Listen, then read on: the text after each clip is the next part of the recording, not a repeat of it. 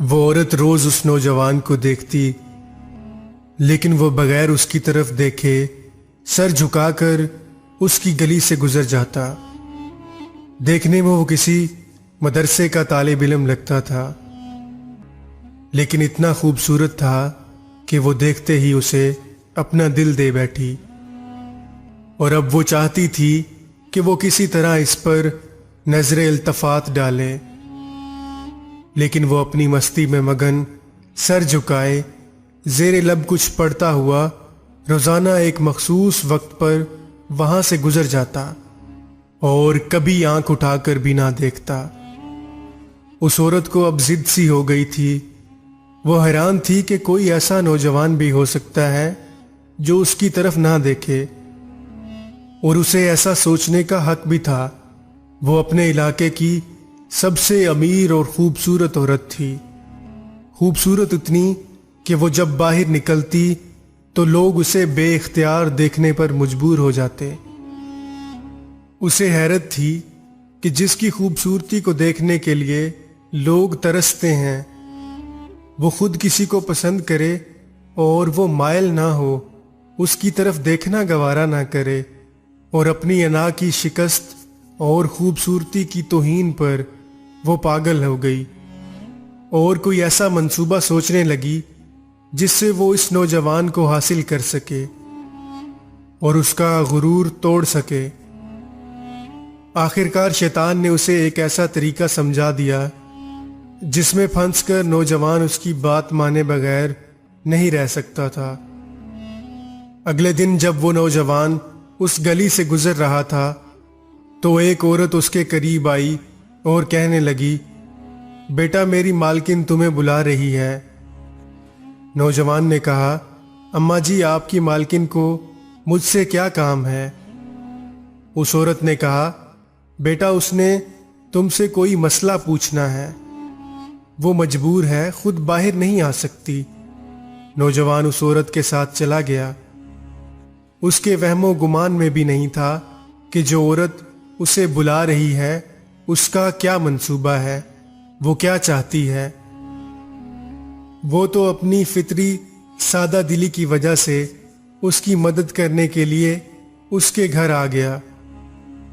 اس کے ذہن میں تھا کہ شاید کوئی بوڑھی عورت ہے جو کسی معذوری کی وجہ سے باہر آنے سے قاصر ہے۔ نوکرانی نے اسے ایک کمرے میں بٹھایا اور انتظار کرنے کا کہہ کر چلی گئی۔ تھوڑی دیر بعد کمرے میں وہی عورت داخل ہوئی۔ نوجوان نے بے اختیار اپنی نظریں جھکا لی کیونکہ اندر آنے والی عورت بہت خوبصورت تھی۔ نوجوان نے پوچھا، جی بی بی آپ نے کون سا مسئلہ پوچھنا ہے؟ عورت کے چہرے پر ایک شیطانی مسکراہٹ آ گئی۔ اس نے اپنے دل کا حال کھول کر اس کے سامنے رکھ دیا اور کہا کہ میری سب سے بڑی خواہش ہے کہ میں ایک دفعہ تمہیں حاصل کر لوں۔ نوجوان یہ بات سن کر کانپ گیا اور کہنے لگا، اللہ کی بندی، اللہ سے ڈرو، کیوں گناہ کی طرف مائل ہو رہی ہو؟ اس نے عورت کو بہت سمجھایا، لیکن عورت پر تو شیطان سوار تھا۔ اس نے کہا کہ یا تو تم میری خواہش پوری کرو گے یا پھر میں شور مچاؤں گی کہ تم زبردستی میرے گھر میں داخل ہوئے اور میری عزت پر حملہ کیا۔ نوجوان یہ بات سن کر بہت پریشان ہوا۔ اسے اپنی عزت کسی بھی طرح محفوظ نظر نہیں آ رہی تھی۔ اس کی بات مانتا تو گناہ گار ہوتا، نہ مانتا تو لوگوں کی نظر میں برا بنتا۔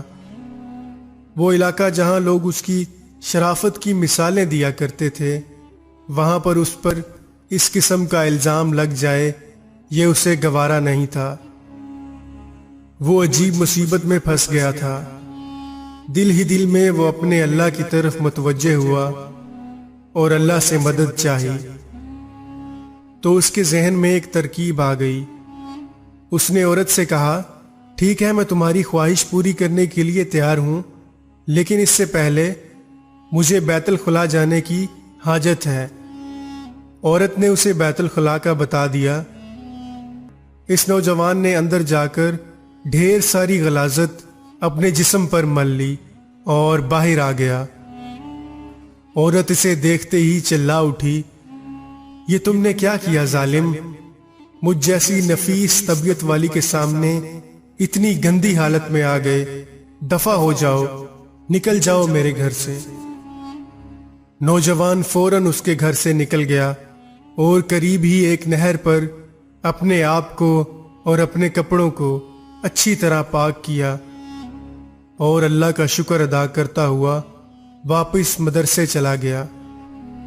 नमाज के बाद जब वो सबक में बैठा तो थोड़ी देर बाद उस्ताद ने कहा, आज तो बहुत प्यारी खुशबू आ रही है, किस तालिब इल्म ने खुशबू लगाई है? वो नौजवान समझ गया कि उसके जिस्म से अभी भी बदबू गई नहीं और उस्ताद जी तंज कर रहे हैं। वो अपने आप में सिमट गया और उसकी आंखों में आंसू आ गए। थोड़ी देर बाद उस्ताद जी ने फिर पूछा, ये खुशबू किसने लगाई है? लेकिन वो खामोश रहा। आखिरकार उस्ताद ने सबको एक एक करके बुलाया और वो खुशबू सूंघने लगे। उस नौजवान की बारी आई तो वो भी सर झुकाकर उस्ताद के सामने खड़ा हो गया। उस्ताद ने उसके कपड़ों को सूंघा तो वो खुशबू उसके कपड़ों से आ रही थी। उस्ताद ने कहा, तुम बता क्यों नहीं रहे थे कि तुमने खुशबू लगाई है?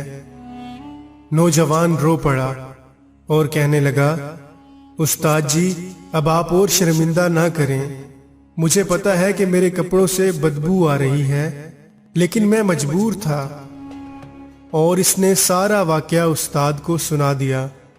उस्ताद ने कहा, मैं तुम्हारा मजाक नहीं उड़ा रहा, खुदा की कसम तुम्हारे कपड़ों से वाकई ही ऐसी ही खुशबू आ रही है जो मैंने आज से पहले कभी नहीं सूंघी, और यकीनन ये अल्लाह की तरफ से है कि तुमने अपने आप को गुनाह से बचाने के लिए अपने आप को गंदगी लगाना पसंद कर लिया, लेकिन अल्लाह ने इसी गंदगी को एक ऐसी खुशबू में बदल दिया जो कि इस दुनिया की नहीं लगती।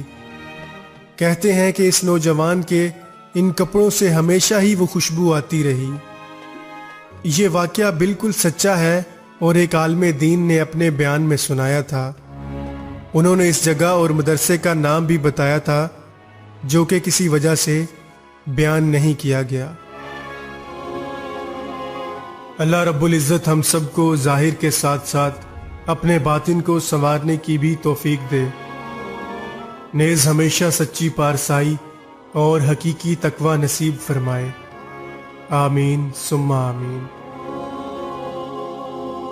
अगर आपको ये वीडियो अच्छी लगी हो तो इसे लाइक और शेयर ज़रूर करें। मज़ीद ऐसी ही वीडियोज़ हासिल करने के लिए मेरा चैनल MA अब्दुल्ला ज़रूर सब्सक्राइब करें। मैं आपसे मिलूंगा अगली किसी ऐसी ही वीडियो के साथ। तब तक के लिए अल्लाह निगहबान।